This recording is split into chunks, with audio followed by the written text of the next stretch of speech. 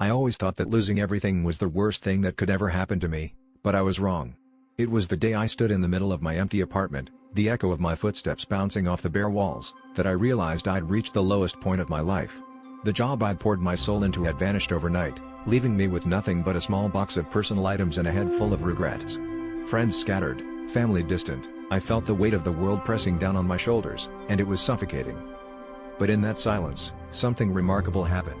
I sat down on the cold floor and began to piece together the fragments of who I was and who I wanted to become. Each setback had stripped away the superficial layers, revealing a core that was raw but resilient. I started to see this empty space not as a void, but as a blank canvas, ready for new beginnings. I grabbed a notebook and scribbled down ideas, dreams, and goals that had been buried beneath the noise of my previous life. It was cathartic, like a phoenix rising from the ashes, and I felt a spark ignite within me. As days turned into weeks, I poured myself into self-improvement. I took online courses, learned new skills, and reached out to mentors who inspired me. With each small victory, the foundation I was building felt more solid and secure. The more I invested in myself, the more opportunities started to appear, as if the universe was rewarding my determination. I began to understand that hitting rock bottom had given me the clarity and drive to rebuild a life more aligned with my true self.